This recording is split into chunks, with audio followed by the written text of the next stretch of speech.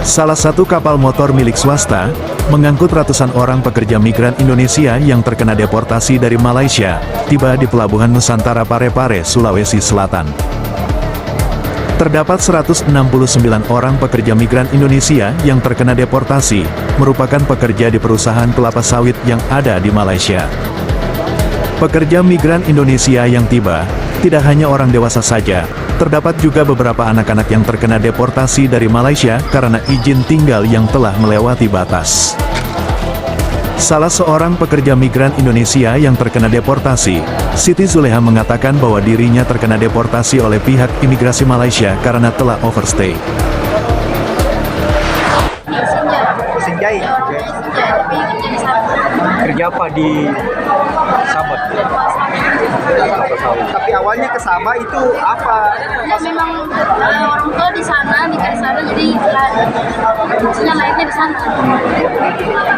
Tapi pada saat ke Malaysia itu pakai paspor apa? Orang tua sudah paspor, saya lebih pernah ada orang tua. Jaminan itu. Terus kenapa tiba-tiba dideportasi? Sebab paspornya overstay di sana. Overstay. Oh, overstay. Terus kalau orang tua tidak mampu menjamin? Bukan tidak mampu menjamin, tapi saya tidak mau sudah kerja di sana, bisa jalan. Terus makan kamu, terus itu dan dicopot semua. Jadi nanti rencana setelah deportasi mau kembali lagi? Ya. Sementara, Koordinator Pos Pelayanan Perlindungan Pekerja Migran Indonesia Parepare, Laude Nur Slamet mengatakan, ratusan pekerja migran Indonesia yang terkena deportasi dari imigrasi Malaysia tidak hanya berasal dari Sulawesi Selatan, terdapat juga dari daerah lain yang ada di luar Sulawesi Selatan.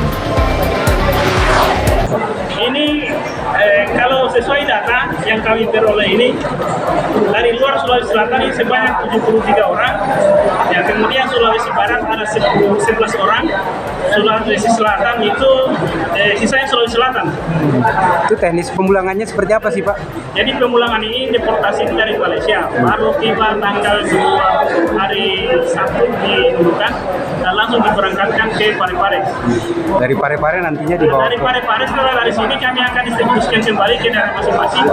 Kalau yang dari Sulawesi Selatan dan Sulawesi Barat kita langsung pulangkan juga hari ini. Nah, kecuali yang luar Sulawesi Selatan dan Sulawesi Barat kita inapkan dulu sambil menunggu tiket untuk mereka pulang ke daerah masing-masing. Kalau pemulangannya ini Pak ditanggung pribadi atau? Ya, seluruh biaya pemulangan ditanggung oleh pemerintah. Terkecuali jika ada keluarganya datang menjemput, kita bisa memberikan pengobatan kepada keluarga yang menjemput. Nah, tapi kalau mereka tidak punya biaya, pemerintah akan menanggung semua biaya pemulangan.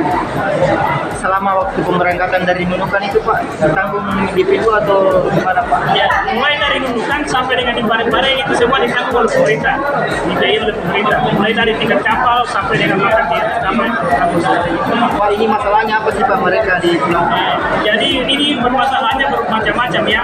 Yang pertama itu dokumen mereka itu tidak ada, tidak lengkap. Mereka misalnya tidak punya paspor, kemudian izin tinggalnya sudah mati, kemudian ada juga yang tidak punya dokumen, dan ada juga yang kasus kriminal yang terjadi di Malaysia.